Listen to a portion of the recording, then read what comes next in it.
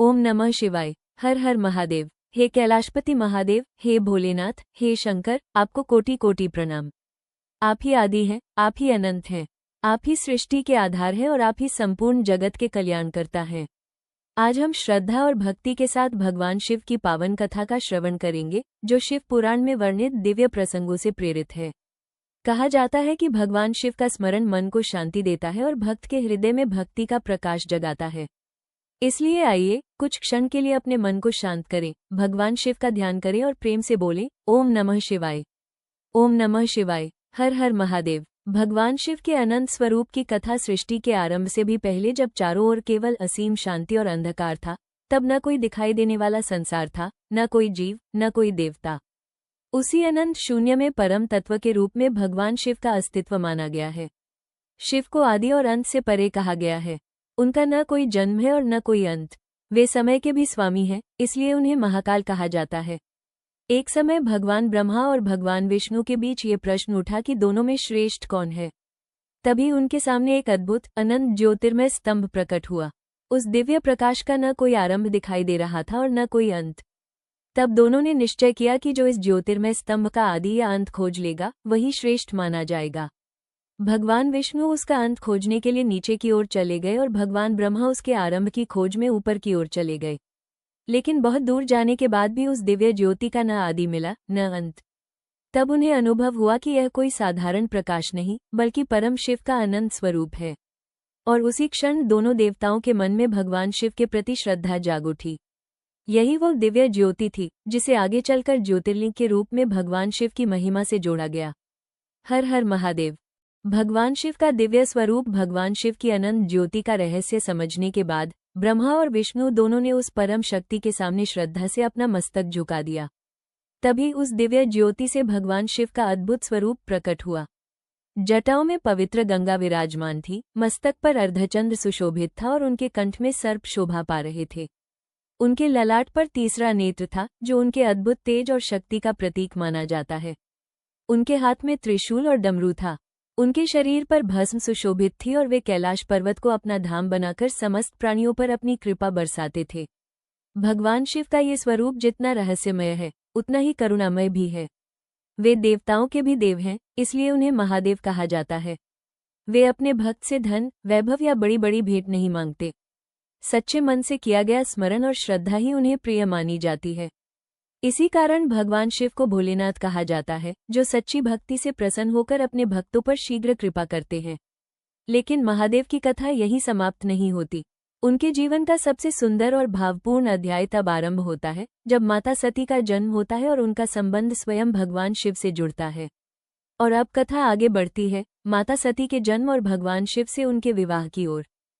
माता सती का जन्म। माता सती की कथा से भगवान शिव की लीला का एक नया अध्याय आरंभ होता है। प्रजापति दक्ष, जो ब्रह्मा जी के मानस पुत्रों में से एक माने जाते हैं, अपनी पुत्री सती से अत्यंत प्रेम करते थे। माता सती बचपन से ही भगवान शिव के प्रति गहरी श्रद्धा रखती थीं। उनके मन में शिव को ही अपना आराध्य और अपना भावी पति मानने की भावना थी।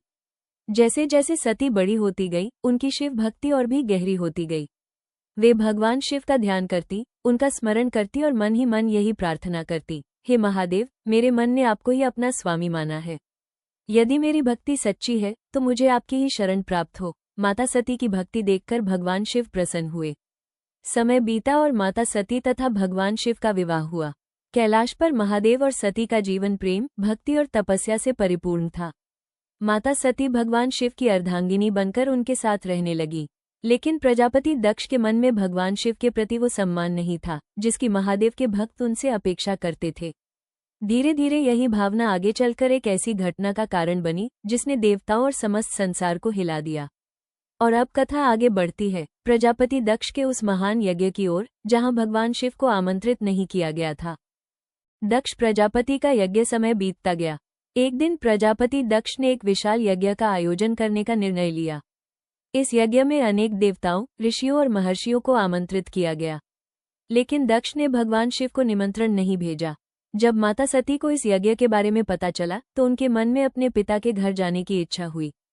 उन्होंने भगवान शिव से कहा कि उनके पिता के यहाँ इतना बड़ा आयोजन हो रहा है और वे भी वहां जाना चाहती है। भगवान शिव ने माता सती को समझाया कि जहाँ बिना बुलाए जाना हो वहाँ कभी कभी अपमान का सामना करना पड़ सकता है। लेकिन माता सती अपने पिता के प्रति प्रेम के कारण यज्ञ में जाने के लिए इच्छुक थी। अंततः माता सती अपने पिता के यज्ञ में पहुंची। वहां उन्होंने देखा कि सभी देवताओं और अतिथियों का सम्मान किया जा रहा था, लेकिन भगवान शिव के लिए न तो कोई आसन था और न ही उनका सम्मान किया गया। ये देखकर माता सती को अत्यंत दुख हुआ। उन्होंने अपने पिता से भगवान शिव के प्रति ऐसा व्यवहार करने का कारण पूछा। तब दक्ष ने भगवान शिव के प्रति अपने मन की नाराजगी प्रकट की। माता सती के लिए अपने पति का अपमान सहना अत्यंत कठिन था।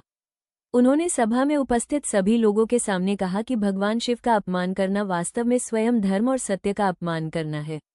इसके बाद माता सती ने ऐसा निर्णय लिया जिसके कारण आगे चलकर भगवान शिव का रौद्र स्वरूप संसार के सामने प्रकट हुआ। और अब कथा आगे बढ़ती है माता सती के उस महान त्याग और उसके बाद महादेव के प्रचंड रूप की ओर।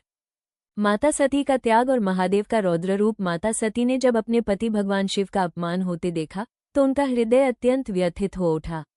उन्होंने सभा में उपस्थित सभी देवताओं और ऋषियों से कहा कि जिस शिव को संसार महादेव के नाम से पूजता है उनका अपमान करना उचित नहीं है। माता सती ने मन ही मन निश्चय किया कि अब वे उस शरीर से अपना संबंध नहीं रखेंगी जो दक्ष के घर से प्राप्त हुआ था। इसके बाद माता सती ने योग की शक्ति से अपने प्राणों का त्याग कर दिया। जब ये समाचार भगवान शिव तक पहुंचा तो महादेव अत्यंत दुखी और क्रोधित हुए। उनके क्रोध से उनकी जटाओं से वीरभद्र नामक एक शक्तिशाली स्वरूप प्रकट हुआ। भगवान शिव ने वीरभद्र को दक्ष के यज्ञ में जाने का आदेश दिया। वीरभद्र वहां पहुंचे और यज्ञ को रोक दिया। देखते ही देखते पूरा यज्ञ अस्त व्यस्त हो गया और देवताओं तथा ऋषियों को समझ आ गया कि महादेव के अपमान का परिणाम कितना गंभीर हो सकता है। अंततः भगवान शिव स्वयं वहां पहुंचे। महादेव के सामने सभी का अहंकार शांत हो गया। इसके बाद देवताओं ने भगवान शिव से प्रार्थना की और उनसे क्षमा की याचना की। तब महादेव का क्रोध शांत हुआ और उन्होंने करुणा दिखाते हुए दक्ष को भी क्षमा कर दिया। लेकिन माता सती के वियोग से महादेव का हृदय अत्यंत व्याकुल था। और यहीं से कथा आगे बढ़ती है। माता सती फिर से जन्म लेती हैं और इस बार वे पर्वतराज हिमवान के घर माता पार्वती के रूप में अवतरित होती हैं। माता पार्वती का जन्म और शिव को पाने का संकल्प। माता सती के त्याग के बाद समय बीतता गया। भगवान शिव संसार से विरक्त होकर गहन ध्यान में लीन हो गए। उधर पर्वतराज हिमवान और उनकी पत्नी मैना के घर एक दिव्य कन्या का जन्म हुआ। यही कन्या आगे चलकर माता पार्वती के नाम से प्रसिद्ध हुई। बाल्यकाल से ही माता पार्वती के मन में भगवान शिव के प्रति विशेष श्रद्धा थी। जैसे जैसे वे बड़ी हुई उनके मन में ये संकल्प और भी दृढ़ होता गया कि वे भगवान शिव को ही अपने पति के रूप में प्राप्त करेगी। एक दिन नारद मुनि पर्वतराज हिमवान के घर पहुंचे। उन्होंने माता पार्वती की जन्मकुंडली देखकर कहा कि उनका जीवन भगवान शिव से जुड़ा हुआ है। ये सुनकर पार्वती जी का संकल्प और भी मजबूत हो गया। लेकिन भगवान शिव उस समय संसार की सभी बातों से दूर गहन तपस्या में लीन थे। माता पार्वती ने निश्चय किया कि वे भी तपस्या करेगी और अपनी भक्ति से महादेव को प्रसन्न करेगी। उन्होंने राजमहल के सुख सुविधाओं का त्याग किया और वन में जाकर भगवान शिव का ध्यान करना आरंभ कर दिया। दिन बीतते गए, ऋतुएं बदलती रहीं, लेकिन माता पार्वती का संकल्प नहीं बदला। उनके हृदय में केवल एक ही नाम था, ओम नमः शिवाय। माता पार्वती की यह कठिन तपस्या देखकर देवताओं ने भी अनुभव किया कि अब महादेव और पार्वती के मिलन का समय निकट आ रहा है। लेकिन क्या भगवान शिव माता पार्वती की तपस्या से प्रसन्न होंगे? यहीं से कथा आगे बढ़ती है माता पार्वती की कठोर तपस्या और महादेव की परीक्षा की ओर। माता पार्वती की कठोर तपस्या। माता पार्वती ने भगवान शिव को पति रूप में प्राप्त करने के लिए अपनी तपस्या और भी कठिन कर दी। वे दिन रात महादेव का ध्यान करती और मन में केवल एक ही मंत्र धारण किए रहती, ओम नमः शिवाय। माता पार्वती की तपस्या इतनी गहरी थी कि ऋषि मुनि और देवता भी उनके संकल्प को देखकर आश्चर्य करने लगे। उनका मन संसार की किसी भी वस्तु में नहीं लगता था। उन्हें केवल महादेव की भक्ति और उनका स्मरण प्रिय था। तपस्या की परीक्षा लेने के लिए एक दिन भगवान शिव ने स्वयं एक साधु का रूप धारण किया और माता पार्वती के सामने पहुंचे। उन्होंने माता पार्वती से पूछा, हे देवी, तुम किसके लिए इतनी कठोर तपस्या कर रही हो? पार्वती जी ने विनम्रता से उत्तर दिया, मैं भगवान शिव को अपने पति के रूप में प्राप्त करना चाहती हूँ। तब उस साधु ने शिव के बारे में ऐसी बातें कहीं जिनसे पार्वती जी की परीक्षा हो सके। लेकिन माता पार्वती ने शांत भाव से कहा, मेरे लिए भगवान शिव ही सर्वोच्च हैं। उनके स्वरूप को संसार चाहे जिस दृष्टि से देखे, मेरी श्रद्धा उनके प्रति कभी कम नहीं हो सकती। माता पार्वती की अटूट भक्ति देखकर भगवान शिव अपने वास्तविक स्वरूप में प्रकट हुए। महादेव ने माता पार्वती की तपस्या स्वीकार की और उन्हें अपना जीवनसाथी बनाने की सहमति दी। देवताओं और ऋषियों में आनंद छा गया। अब पूरे कैलाश और हिमालय में एक ही तैयारी होने लगी, महादेव और माता पार्वती के दिव्य विवाह की। भगवान शिव और माता पार्वती का दिव्य विवाह। माता पार्वती की तपस्या सफल हुई। भगवान शिव ने उन्हें अपनी अर्धांगिनी के रूप में स्वीकार कर लिया। जब ये समाचार पर्वतराज हिमवान के घर पहुंचा तो वहां आनंद की लहर दौड़ गई। देवताओं, ऋषियों और मुनियों को महादेव के विवाह का निमंत्रण दिया गया। विवाह का दिन आया। कैलाश से भगवान शिव की बारात चली। महादेव के साथ देवता, गण और अनेक दिव्य शक्तियां थीं। शिव की बारात का स्वरूप इतना अद्भुत था कि जिसे देखकर हर कोई आश्चर्य में पड़ गया। जब बारात हिमवान के द्वार पहुंची तो माता पार्वती की माता मैना ने शिव के उस अद्भुत रूप को देखा। उनके मन में थोड़ी चिंता हुई, लेकिन जब उन्हें महादेव के वास्तविक स्वरूप और उनकी महानता का ज्ञान हुआ तो उनका मन श्रद्धा से भर गया। फिर शुभ समय आया। मंत्रोच्चार के बीच भगवान शिव और माता पार्वती ने एक दूसरे को वरमाला पहनाई। देवताओं ने पुष्पों की वर्षा की और चारों ओर हर हर महादेव के जयकारे गूंज उठे। इस प्रकार महादेव और माता पार्वती का दिव्य विवाह संपन्न हुआ। ये केवल दो दिव्य शक्तियों का विवाह नहीं था, बल्कि शिव और शक्ति के मिलन का प्रतीक माना गया। जहाँ शिव है वहाँ शक्ति है, और जहाँ शक्ति है वहाँ शिव है।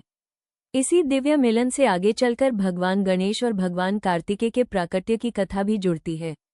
और अब कथा आगे बढ़ती है महादेव और माता पार्वती के परिवार में भगवान गणेश के प्राकट्य की ओर।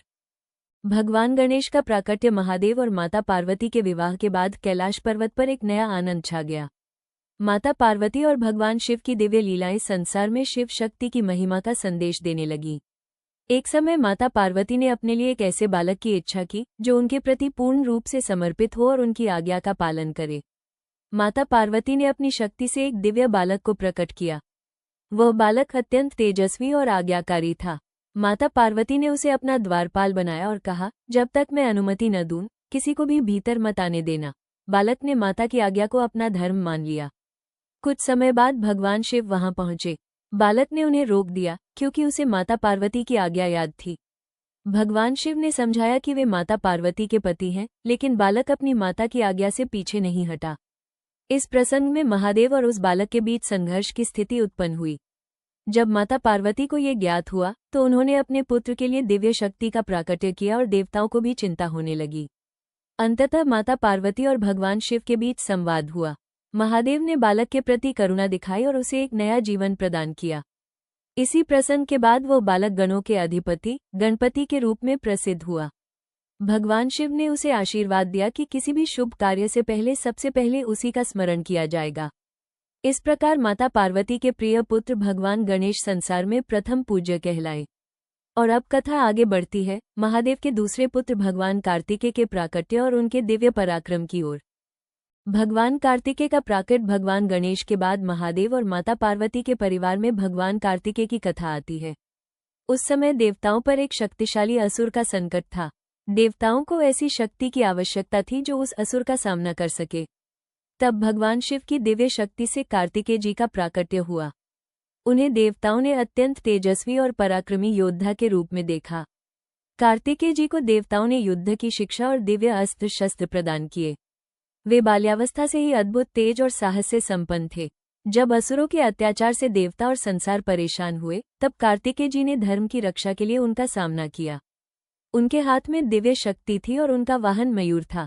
युद्ध में कार्तिकेय जी ने अपने अद्भुत पराक्रम का परिचय दिया और अंततः देवताओं को संकट से मुक्ति मिली। इस विजय के बाद देवताओं ने कार्तिकेय जी की स्तुति की और उन्हें देवसेनापति के रूप में सम्मानित किया।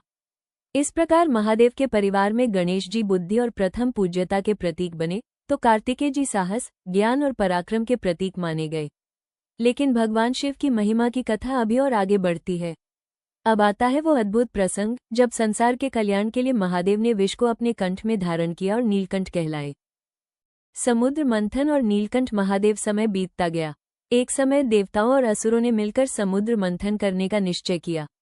उनका उद्देश्य समुद्र से दिव्य वस्तुओं और अमृत को प्राप्त करना था। मंदराचल पर्वत को मथानी और वासुकी नाग को रस्सी बनाया गया। देवता और असुर समुद्र मंथन करने लगे, लेकिन मंथन शुरू होते ही समुद्र से एक अत्यंत भयंकर विष प्रकट हुआ। उस विष के प्रभाव से तीनों लोकों में चिंता फैल गई। देवता और ऋषि मुनि भगवान शिव की शरण में पहुंचे और संसार की रक्षा के लिए प्रार्थना करने लगे। महादेव ने देखा कि यदि यह विष चारों ओर फैल गया तो समस्त जीव जगत संकट में पड़ जाएगा। तब भगवान शिव ने लोक कल्याण के लिए उस विष को अपने कंठ में धारण कर लिया। माता पार्वती ने भी महादेव की सहायता की और विष को उनके कंठ से आगे बढ़ने से रोक दिया। विष उनके कंठ में ही ठहर गया और उनका कंठ नीला हो गया। तभी से भगवान शिव नीलकंठ महादेव के नाम से भी प्रसिद्ध हुए। देवताओं ने महादेव की स्तुति की और कहा कि संसार की रक्षा के लिए उन्होंने जो त्याग किया वो अद्भुत है। महादेव ने संसार को ये संदेश दिया कि सच्ची शक्ति वही है जो दूसरों के कल्याण के लिए अपना सुख त्याग दे, और इसी कारण भगवान शिव को करुणा, त्याग और लोक कल्याण का प्रतीक माना जाता है।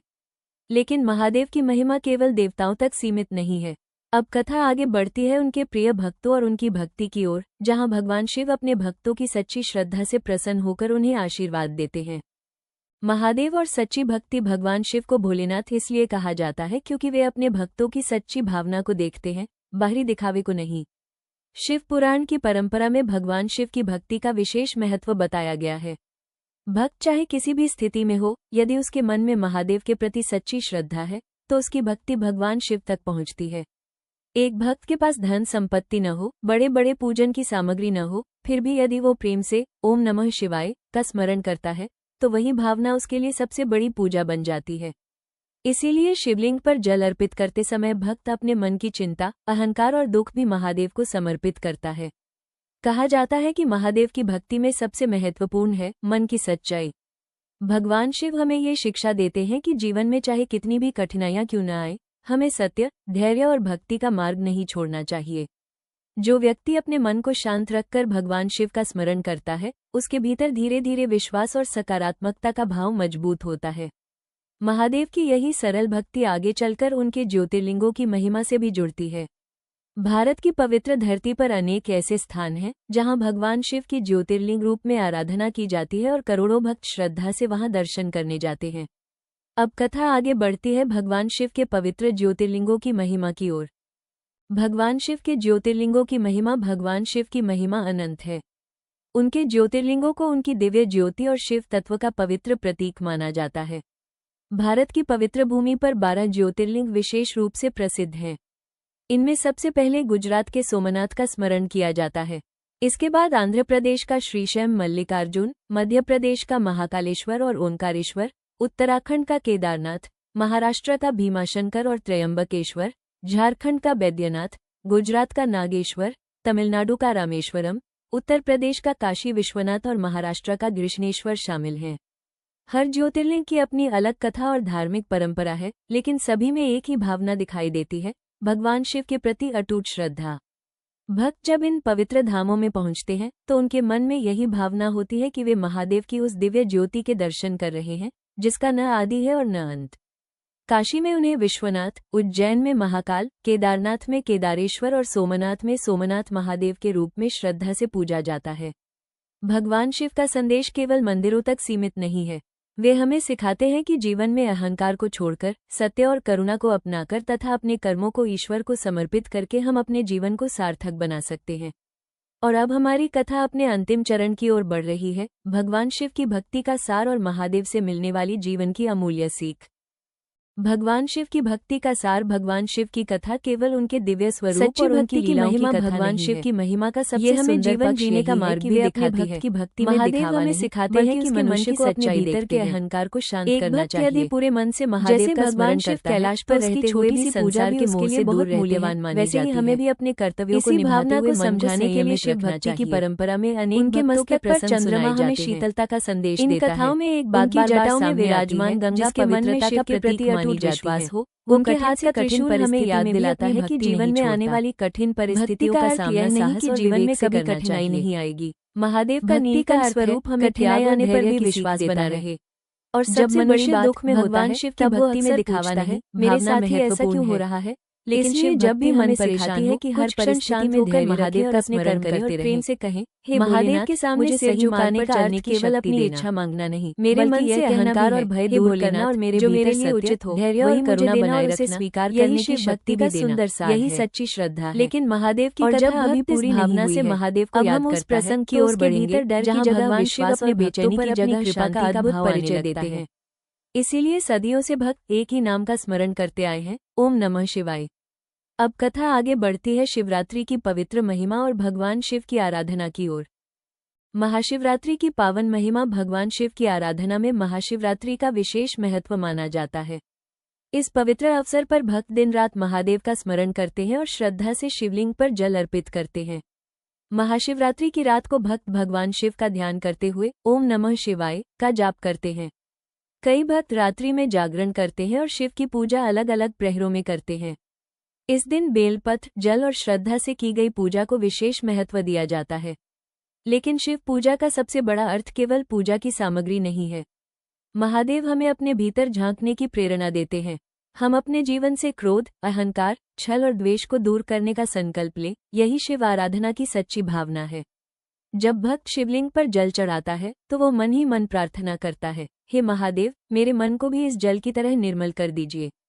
मेरे भीतर के अहंकार को शांत कर दीजिए और मुझे सत्य के मार्ग पर चलने की शक्ति दीजिए। महाशिवरात्रि हमें याद दिलाती है कि भगवान शिव केवल मंदिर में नहीं, बल्कि उस भावना में भी है जहाँ प्रेम, करुणा, सत्य और त्याग मौजूद है।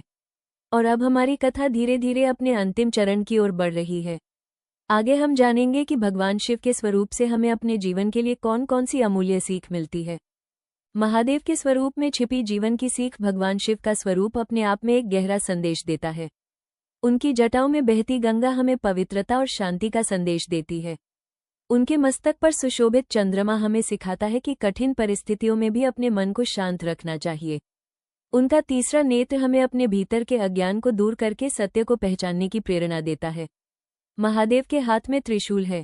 इसे जीवन की 3 अवस्थाओं और अनेक प्रकार की शक्तियों का प्रतीक माना जाता है। इसका संदेश है कि मनुष्य को अपने जीवन में संतुलन और विवेक बनाए रखना चाहिए। उनका डमरू सृष्टि की लय और परिवर्तन का प्रतीक माना जाता है। ये हमें याद दिलाता है कि जीवन हमेशा एक जैसा नहीं रहता। सुख और दुख आते जाते रहते हैं। भगवान शिव का नीलकंठ रूप हमें सबसे बड़ी सीख देता है, कठिन परिस्थितियों में धैर्य रखना और दूसरों के कल्याण के लिए त्याग करना। लेकिन इसका अर्थ यह नहीं कि मनुष्य हर दुख को चुपचाप सहते रहे, बल्कि सीख ये है कि कठिन समय में समझदारी, संयम और सही मार्ग का सहारा लेना चाहिए। इसीलिए महादेव को केवल विनाश के देवता के रूप में नहीं, बल्कि सृजन, परिवर्तन, करुणा और कल्याण के प्रतीक के रूप में भी स्मरण किया जाता है। और अब हमारी कथा अपने अंतिम पड़ाव की ओर बढ़ रही है। भगवान शिव की भक्ति से मिलने वाली अंतिम और सबसे महत्वपूर्ण सीख। भगवान शिव की भक्ति से मिलने वाली अंतिम सीख। भगवान शिव की पूरी कथा को सुनने के बाद हमारे सामने एक बहुत सुंदर संदेश आता है। महादेव हमें सिखाते हैं कि जीवन में परिस्थितियां कैसी भी हों, सत्य और धैर्य का साथ कभी नहीं छोड़ना चाहिए। माता सती की भक्ति हमें समर्पण सिखाती है। माता पार्वती की तपस्या हमें दृढ़ संकल्प सिखाती है। भगवान गणेश की कथा हमें माता पिता के प्रति सम्मान और कर्तव्य का महत्व समझाती है। भगवान कार्तिकेय का पराक्रम हमें साहस और धर्म के लिए खड़े होने की प्रेरणा देता है। और नीलकंठ महादेव का प्रसंग हमें त्याग और लोक कल्याण की भावना सिखाता है। महादेव का जीवन हमें ये भी समझाता है कि अहंकार चाहे कितना भी बड़ा क्यों न हो, अंत में सत्य और विनम्रता ही श्रेष्ठ होती है। इसलिए जब भी जीवन में कोई कठिन समय आए, घबराने के बजाय कुछ पल शांत होकर महादेव का स्मरण करें। अपने कर्म करते रहें, किसी का बुरा न करें और मन में विश्वास रखें कि कठिन समय भी हमेशा के लिए नहीं रहता, क्योंकि शिव का अर्थ ही है कल्याण। आइए अपने मन से एक बार फिर महादेव को प्रणाम करें और कहें, हे भोलेनाथ, हमारे मन में भक्ति बनाए रखना, हमारे कर्मों को सही दिशा देना और हमें सत्य के मार्ग पर चलने की शक्ति देना। अब हमारी पावन कथा अपने अंतिम चरण में प्रवेश करती है। कथा का भावपूर्ण समापन इस प्रकार। भगवान शिव की यह पावन कथा हमें उनके अनंत स्वरूप, माता सती और माता पार्वती की भक्ति, गणेश जी और कार्तिकेय जी के प्राकट्य, नीलकंठ महादेव की करुणा और शिव भक्ति की महिमा का स्मरण कराती है। महादेव हमें सिखाते हैं कि जीवन में चाहे सुख आए या दुख, हमें अपने कर्तव्य से पीछे नहीं हटना चाहिए। मन में अहंकार नहीं, विनम्रता हो। वाणी में कठोरता नहीं, प्रेम हो। कर्मों में स्वार्थ नहीं, सेवा की भावना हो। और हृदय में हमेशा भगवान शिव का स्मरण हो। आइए कथा के अंत में हम सब मिलकर महादेव से प्रार्थना करें, हे कैलाशपति महादेव, हमारे मन को शांति दीजिए, हमारे जीवन में सत्य और सद्बुद्धि का प्रकाश दीजिए, हमारे परिवार पर अपनी कृपा बनाए रखिए, जो दुखी हैं उन्हें धैर्य दीजिए, जो परेशान हैं उन्हें सही मार्ग दिखाइए, और हम सभी के हृदय में अपनी भक्ति बनाए रखिए। हे भोलेनाथ, हमारी गलतियों को क्षमा करना और हमें सदैव धर्म और सत्य के मार्ग पर चलने की शक्ति देना। भक्तों, प्रेम से बोलिए, ओम नमः शिवाय, ओम नमः शिवाय, ओम नमः शिवाय। हर हर महादेव। जय भोलेनाथ। हर हर महादेव। इति श्री शिव कथा समाप्त।